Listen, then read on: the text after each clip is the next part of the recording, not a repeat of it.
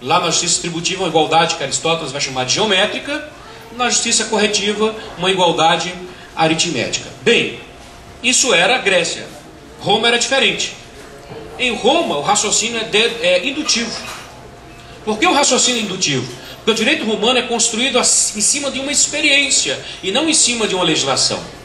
Então, o direito romano está para o common law, que é o direito inglês e americano, o que o direito grego está para nós, latinos, de família romano-germânica. Então, quando a gente fala em common law, nós estamos falando de um modelo de direito cujo raciocínio é indutivo. Qual a diferença? E por que as deusas gregas e a deusa grega tinha uma simbologia com os olhos abertos e a deusa romana tinha os olhos vendados, justamente para expressar esse método de pensar o direito.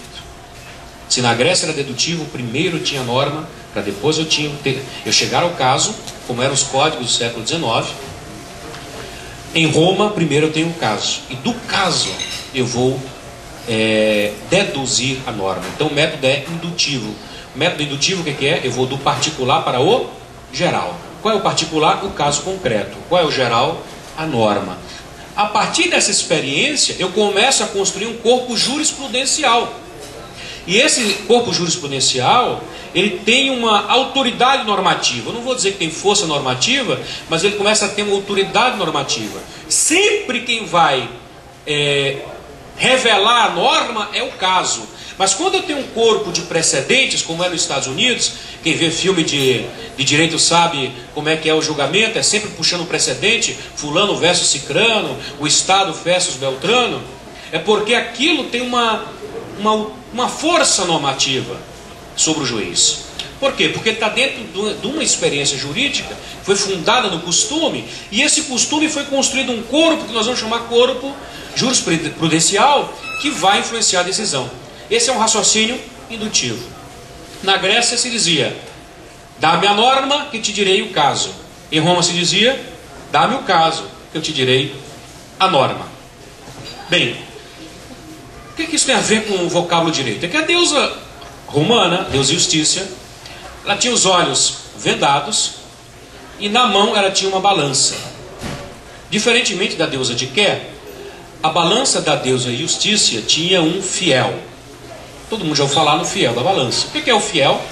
É aquela agulha, aquele ponto que tem que ficar reto quando a balança está em posição de equilíbrio. Aquelas balanças antigas, de feira, com 2 pratos, ela só estava em posição de equilíbrio quando o fiel ficava recto.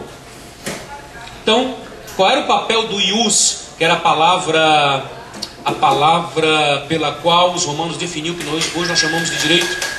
Direito enquanto conjunto normativo. O que nós chamamos hoje de direito, os romanos chamavam de ius. A palavra direito não existia. Ela é uma palavra que vai ser usada na Idade Média. Como é que surge a palavra direito e qual a relação que ela tem com toda essa mitologia que eu estou trazendo? É que a deusa Justícia, quando as Cívitas, quando a cidade estava em posição de Justum, a sua balança ficava nessa posição de Justum, numa posição justa, e se era percebido porque o fiel da balança ficava de recto. Então começou-se a dizer em Roma que o papel do ius, ou o fim do ius, era o de recto. Ao longo do tempo, ou com o passar do tempo, melhor dizendo, a palavra de recto substituiu a palavra ius e traz com ela toda uma carga axiológica, uma carga valorativa. Por isso erram os positivistas quando pretendem chamar de direito um conjunto de normas ascéticas, um conjunto de normas sem valor, divorciada da ideia de justiça. Eles deviam criar um outro nome, porque direito é essencialmente aquilo que é justo. E como é que os romanos definiam direito? Ius est, ius est armis bonus et equus. Direito é a arte do bom e do justo. Então, direito, mais do que uma técnica, a gente diz isso aos nossos alunos na universidade, a gente não está aqui para aprender só uma técnica, a gente está para aprender o que é bom e o que é justo. Porque essa é a função do direito. O direito é um instrumento do bem e da justiça. Isso os romanos já nos ensinavam. Ius est armis bonus et equus. Agora, se direito é a arte do bom e do justo, precisamos então definir o que é justiça. E a definição clássica, que é insuperável, é a da chamada do sum cuique, que é o brocado latino consagrado até hoje. Sum cuique, a cada um. Então, o que é justiça? Justiça é uma virtude, os gregos já definiam. Então, virtude é um hábito. Tanto vício como virtude são hábitos. Virtude é um hábito que nos leva ao bem, ao nosso bem pessoal, ao bem comum. Por isso existem virtudes cívicas. Existem virtudes humanas. São hábitos humanos que me fazem ser um homem de bem, uma pessoa boa. E existem virtudes cívicas, que me fazem ser um bom cidadão. Então, virtude é o quê? Um hábito. O vício também é um hábito. Tanto virtude quanto vícios são hábitos. O primeiro me aproxima do bem, o segundo me afasta. Justiça é uma virtude, os gregos já definiam. É a virtude de dar a cada... É o hábito perene, concreto, de dar a cada um o que lhe é devido. Então os gregos já faziam a diferença entre o que era um ato justo e uma pessoa justa. O ato justo é porque eu dava a alguém o que era devido. Mas nem sempre um ato justo é praticado por uma pessoa justa.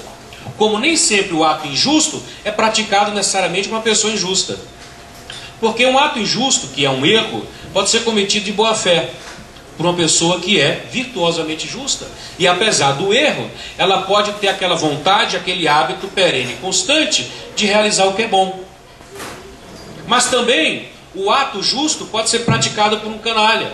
E Aristóteles explica no livro 5 da Ética Nicômaco o seguinte: esse ato pode ser praticado por um homem justo a vida inteira. Então, um homem injusto, ele pode praticar ato justo a vida inteira, por vários motivos. Um deles é o temor. Eu cumpro a lei, não porque é bom cumprir a lei, é porque eu tenho medo da sanção. Esse é o exemplo concreto do que eu estou dizendo. O ato vai ser justo porque ele vai cumprir a lei, mas a lei é o ato justo sendo praticado pelo homem que não tem a virtude da justiça. Bem, aí nós temos um problema. Ius est sum cuique tribuere. Ius est sum cuique tribuere. Direito é dar a cada um o que lhe é devido. Agora começa uma confusão. O que é devido a quem? Isso diz respeito diretamente às questões atuais do papel do Estado e do legislador. Apesar de estar começando na Grécia essa discussão, isso é uma discussão atualíssima. Ius est sum cuique tribuere. Direito é dar a cada um o que lhe é devido. A pergunta é, o que é devido a quem? Os gregos então vão ter 3 critérios. Vejam bem, os gregos entendiam com muita razão, estão certos nisso, que existe uma desigualdade substancial entre os homens. Nós somos substancialmente desiguais. Se nós fôssemos iguais, não existia Olimpíada, por exemplo. Se nós fôssemos iguais, não existia um concurso público. Se nós fôssemos iguais, não existia vestibular.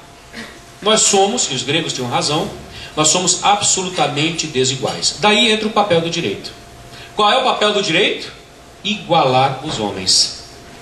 E aí nós começamos a criar critérios relacionais, os gregos começaram, para igualar os homens. Esse é o grande papel do direito, é esse, igualar os homens. Criar relações que façam com que os desiguais se igualem.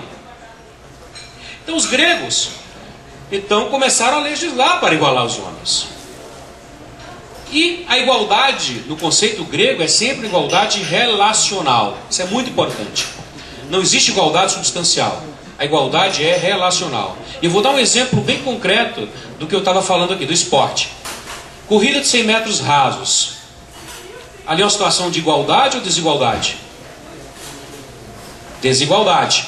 Senão não existia a corrida em si. Porém, eu tenho um critério isonomos. Lembram do conceito? Ison, igualdade, nomos, lei, regra. Eu tenho uma regra que iguala os concorrentes. Então, da mesma forma que eu posso dizer hoje, no Estado Democrático de Direito, o princípio da isonomia e definir todos são iguais perante a lei, numa corrida de